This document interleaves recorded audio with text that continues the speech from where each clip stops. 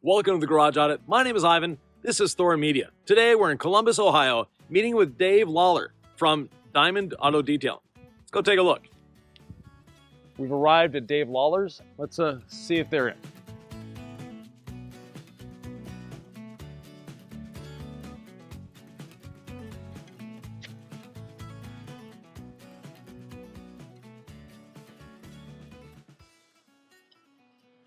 Afternoon, Dave. Hi, Ivan. Nice to see you. Yes, let me give you a microphone here, sir, so we can understand you. Okay.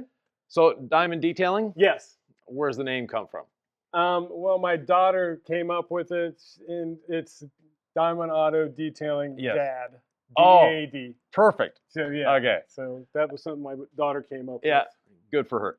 So, give me a tour of the shop, and then Sure. we'll take it from there. I guess we started here on the left. This is just my everyday stuff. Right? The household. Move way over here.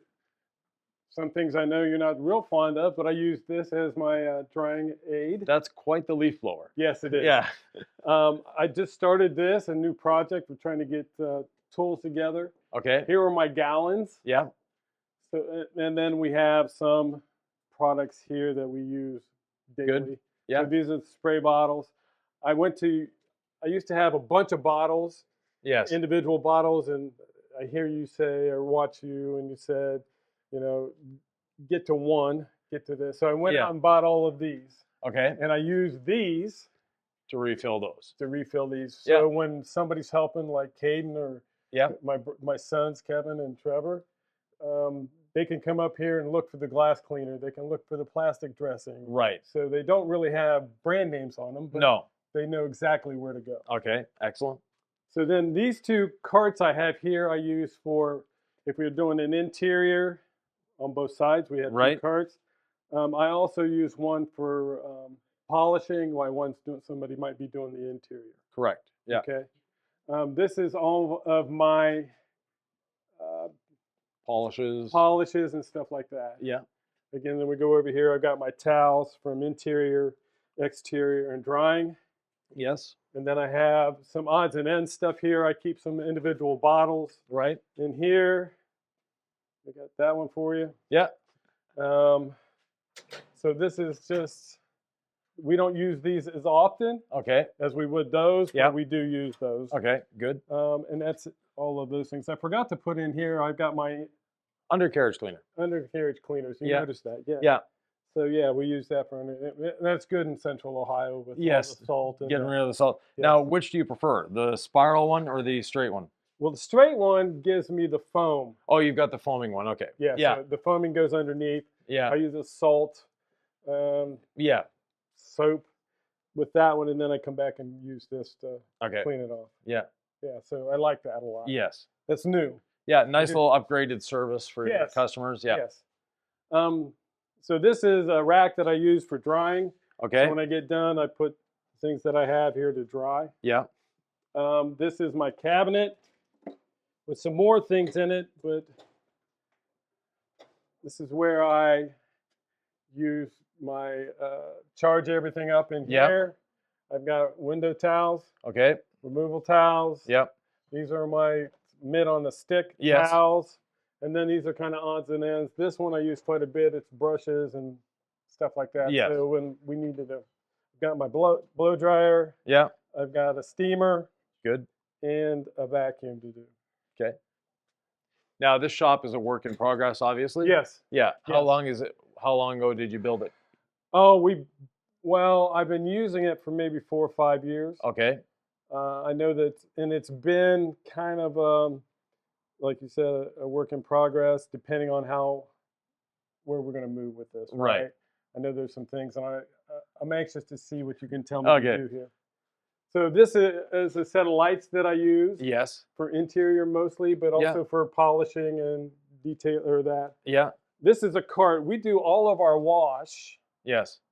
Down at the bottom of the hill, or actually at the top of the hill. Okay, the other side, beside the house, basically. Right. Yeah. So that all the stuff runs down the hill. Right. So here I use this cart for all of those things. Yeah. So you bring everything out there with you.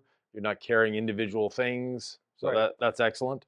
So and then these are, of course, the vacuum.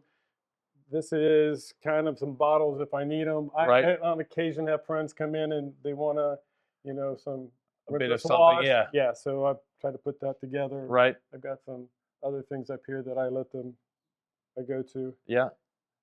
Now I know this is Home. not obsessed garage No. level. Right, but you got the Bose speaker. That's good. Yeah. There's where the Zen comes in, right? Yes. I love coming in, getting the polisher out, putting the music on. Yeah. And just Relaxing. getting that. So yeah. Then my buckets, there's my wheel buckets. I have a cart over here where I take out when we go outside. Yeah. This has some brushes that I use on the car. It's got the screwdriver so I can plate the license plates off. Right. I've got a wrench where I can do the quick connects and all that kind of stuff. Yeah. So very good. So that's it. That's a nice size cart too. It's not too big. Yes. Yeah. I like it. Then you got a TV mount there and a projector there. So here's the interesting. I put the TV up, and then when I can't figure out how to do something, I go on YouTube and channel you up and say, okay, how am I going to do this? And then I watch that channel for a little bit. Yeah, good. And then this is a project for organizing the toolbox. I can see. Yeah. Yes. Did you want to see in the toolbox to see what that sure. looks like? Yeah. So again, we're still organizing. Still organizing. So we're just trying to make it nice and neat. Perfect. Now I'm trying to make this what my go-to would be every day, the first thing I go to. Okay. And then this would be for everything else. Right. Okay, I put my polishers down here. Yeah. So I see you do wax. Yes. Okay, yeah. This is my vacuum all the vacuum stuff. And then there's your liquid elements polishers. Yeah. Yes. Good. I really like those. Yeah. So one day I'll upgrade to the DIY cordless. Yeah. It's a dream. One day. Yeah. So. Excellent. Then you're primarily working alone, or you have one of those two gentlemen there? We have other people watching here in the background. So. Yeah. And my sons help out. Yeah. They've come to a point where I think they enjoy the freedom of it. Yes. The fact that they're not in an office. Although they're in an office, they can come help me on the weekend. Right. They get their golf money. Yeah. Right. So good. They enjoy that. In the winter for heating, I see you've got the salamander there. Yes. Okay. And that does a good job. Fair job. Fair job. Yeah. Being propane, they actually create a lot of humidity. Okay. From burning the propane, so that's something to be cautious of or knowledgeable of. But yeah. Thank you. So, what I can see here, obviously, this is behind your house. Yes. It's a part-time thing. Eventually, you're going to retire from teaching and then potentially move into more full-time. At that point, trying to divide the garage a little bit from home stuff and then all detailing stuff on one side would be a valuable thing, especially if you have customers coming here. When they see, they know that it's behind your home, so they are to expect to have some home related things. But at the same time, if all the home related stuff is on one side, it automatically for them blocks it out of their sight. It's like, oh, that's the home stuff. But if you have home detailing mixed in, that creates an issue. Okay. For your walls, obviously not insulated. Right. So that should be eventually something you look at doing. Your door is insulated, which is great. But getting this insulated and getting some sort of finished wall. Now I notice you've got about a 6-inch or 4-inch stub wall there of concrete, so you don't have to worry about water on the floor. Right. And it seems rather well sloped to the center and out the door. So if you do wash in here, it goes out the door. I mostly do my maintenance washes in here, so rinseless wash. Yeah. So the only thing I really have done in here is rinseless wash. Okay. And I put these in the winter. Yes. To grab the water as it goes. Dripping, Don't get too wet. Okay. Yeah. One nice solution for a garage like this is just FRP panels. So fiber reinforced plastic. Oh, okay. You see them a lot actually in car washes. So that's what they're using for the wall. They're easy to clean, they're inexpensive, and they're very easy to put up as well, and they're inexpensive. The other thing that could be done in a garage like this is sheet metal or vinyl siding. So the sheet, the good old barn sheet metal, but in white. And again, inexpensive, easy to install, and not really a concern in terms of maintenance. The fact that you have that concrete stub wall makes your life a lot easier. Okay. You're not Great. worried about water getting under the wall and into the framing. You've got that 4-inch lift Right. there that means water's not going to go up there. Right. So your walls don't actually have to go down and touch the floor. They can be an inch or two off the floor and still have that safety of not Very not good. filling that in. Of course, insulation, ceiling as well. So you've got 10 foot Yes. roughly. Okay, so that gives you enough space to work. If you're, if you've got a lifted truck or something, your door is 7 feet. Yes. Yeah, so you can't get more than 7 feet in, but at least you can, stand on a cart. Didn't see. Do you have a ladder? I have ladders over there. Okay, you've got the ladders there. Good. So it allows you to get to the roof with ease. Obviously, more lighting. These are fun, but when the door is closed, you don't have enough lighting in. Right. But just by making the walls white and the ceiling white, that'll make a huge difference in terms of lighting. Very good. And then you can add from there. Other things, I love the way you're organizing your toolbox. That is a fun, so bit of a long project, but once it's done, it's there and it's well, a good thing to do. That way for yourself, or if you have employees, your sons, whatever, they can open the door, they know where everything is supposed to be. Right. And if there's something missing, you know that it's missing. Right. Then for the rest, your chemical organization is nice. I like the fact that you don't have 6,000 chemicals for everything. One of each, pick the one you like and run with it. Started that about a year ago. Yeah. Kind of. Yeah, a lot of people, especially in the hobby realm, it's kind of fun to play with different products. Right. But if you're transitioning to doing this as a living, then you need to reduce the amount of products.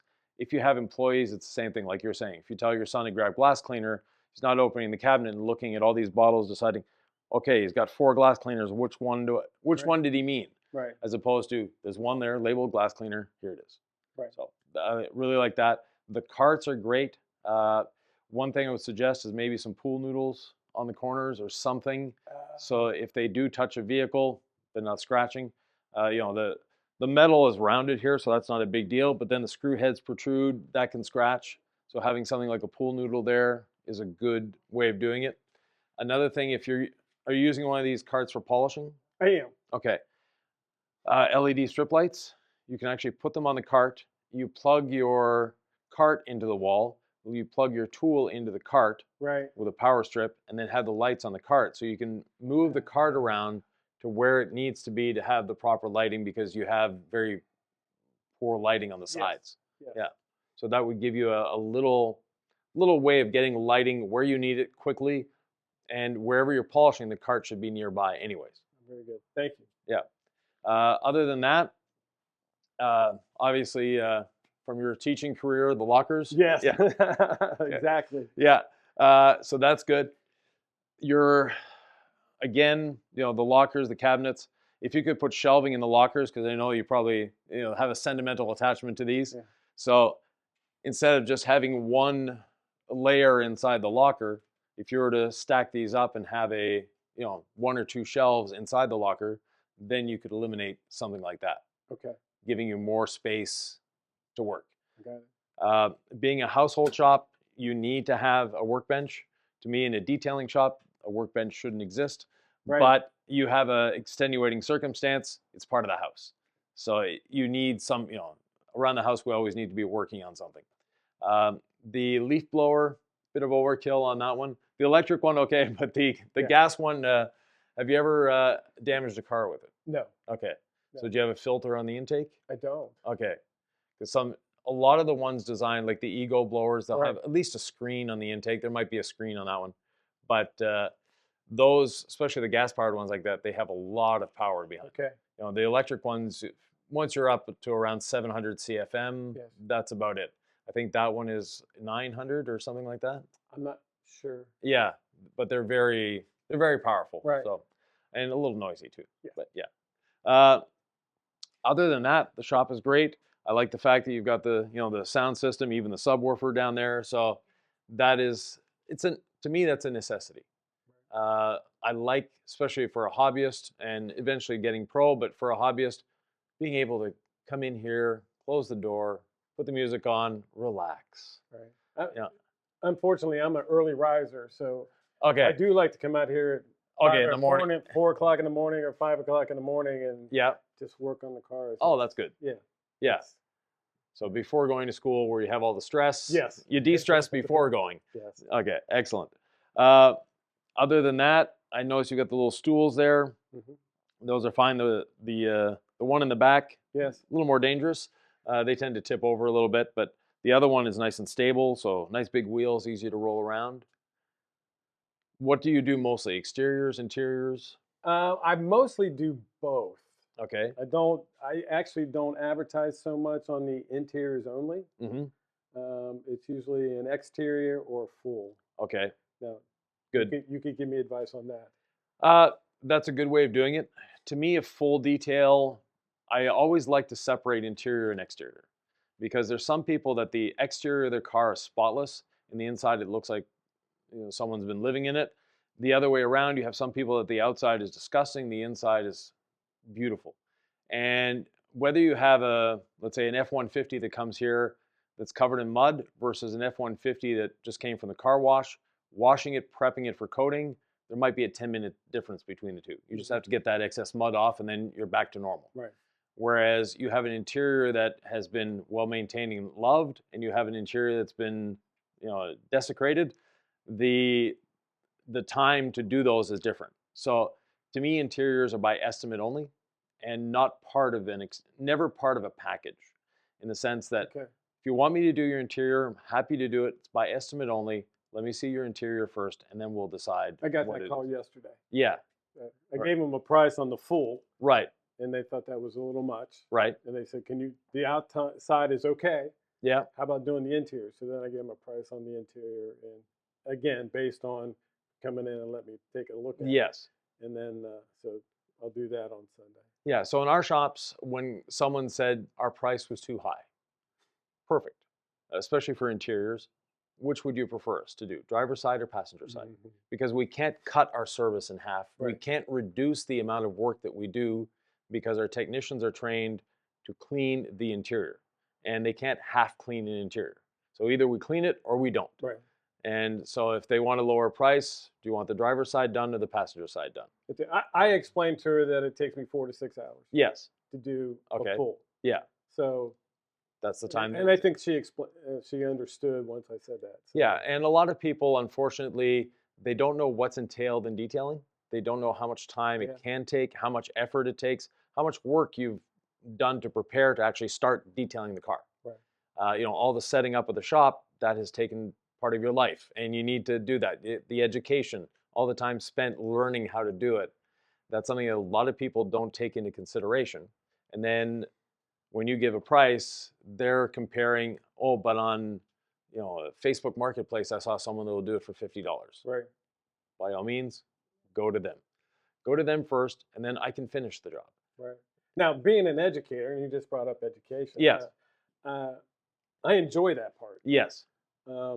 As a matter of fact, I am the moderator at school of we call it the Cardinals and Cars. Okay? Right. It's a handful of guys who are car enthusiasts. Right. And they came to me last year and said they found out that I detailed cars. So I have now in the process of teaching them. Excellent. I taught them how to do a decon, and I taught them how to do a rinseless, and I taught them how to do an interior. So, perfect. Yeah, it's been fun. Yes.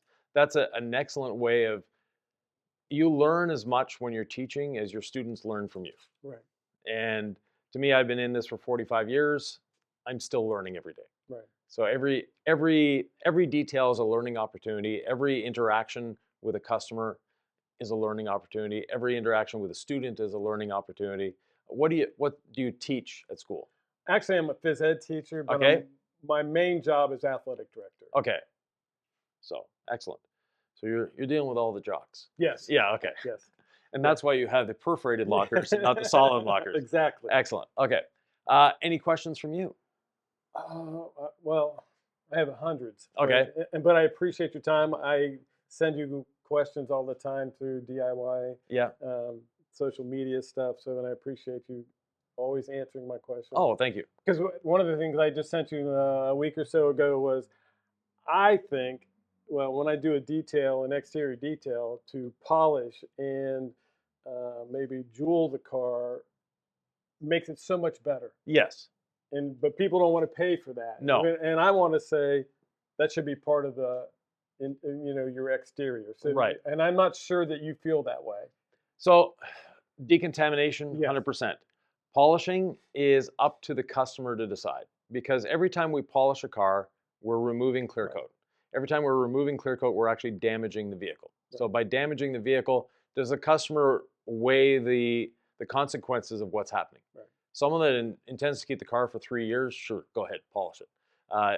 Put it on the next person.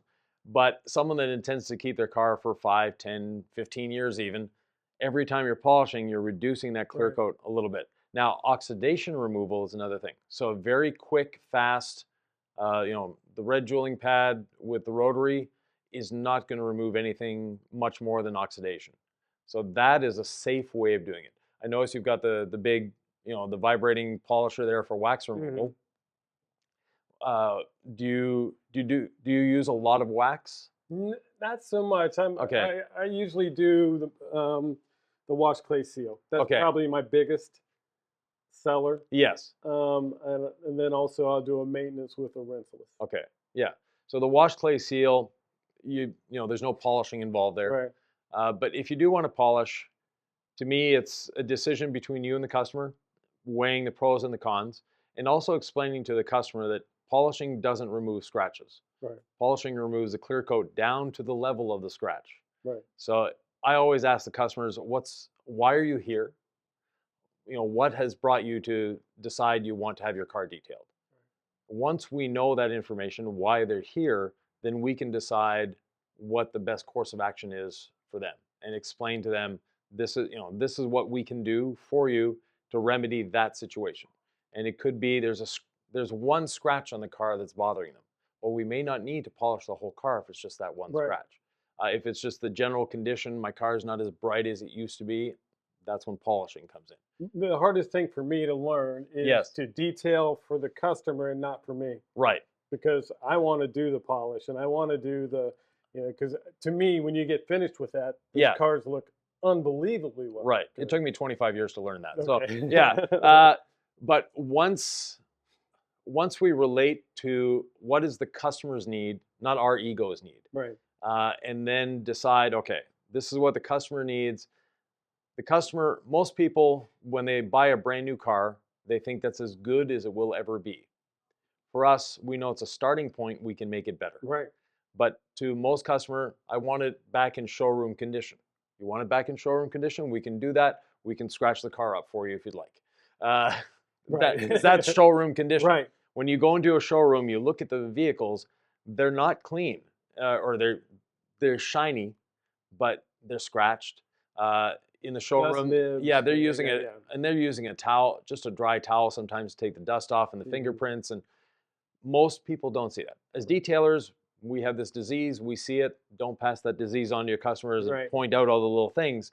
But those are things that, as a detailer, letting go and saying, okay, this is what my customer wants, not what I want, but it's their car, therefore I have to fold to their wishes. I can go a little over and above, but not to the point of literally damaging their clear coat.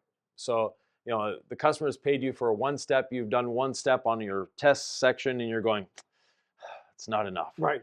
To the customer, you would just wash clay and seal the vehicle, give it back to them, and they think it's been polished. So there's that difference that we need to take our detailer's mindset out and put the entrepreneur's mindset in. I'll go kicking and screaming, but I'll go there. Yeah. We all resist it. Like I said, it took me 25 years to get to that point. But once I got to that point, I became a lot more profitable. But at the second time, the customer satisfaction level was actually higher. Okay. Because they weren't having to wait for their cars. They were getting their car back the same day. The prices were commensurate to, this is all I'm doing. I don't have to charge you for 2 steps. And unlike my competition, we had one competitor up the street that every car was a 3-stage cut and buff. No matter what. I have to do a 3-stage cut and buff if it's coming here, or else, it's leaving here with my name on it. First of all, his name, I've never seen it on any car, but you know, his name wasn't Ford, Chevrolet, or Dodge. But at the same time, the customers were not necessarily wanting that, and the price that went with that wasn't what they wanted. They'd come to us, and he was always booked out 4 to 6 weeks. They come to us, we're same day for most of the time, 90% of the time. And at the same time, we were explaining to the customer, we don't need to do this. We can round over the scratches. You won't see them again. They're still there. But you know, unless you're looking a foot away with a light, you're not going to see them. Customers were happy with that. It cost them less. Their car was maintained longer. They didn't reduce the half-life of their coating or their clear coat by doing a 3-stage cut and buff. And then the next time someone does a 3-stage cut and buff, they're blowing through the clear coat. Yeah. Well, very good. Well, thank you. You're welcome. I'll keep bugging you on Facebook and those kind of things. That's what I'm there for. So you're not bugging me at all. With that, thank you very much, Dave. Thank you, Ivan. Thanks, Sylvie. And we're going to go back to the bus to do the final report card.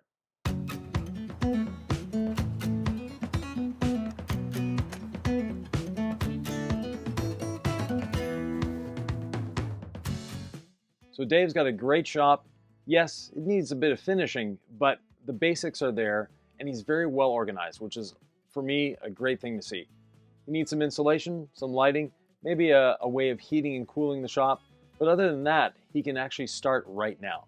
And Dave is a teacher, soon to be retired. When he retires, you'll be able to come to him in Columbus, Ohio, and have your car detailed. All his information is down below, and if you would like a garage audit of your own, reach out to Jamie at the House of Rags, and we'll set something up, and we'll see you in the next garage audit.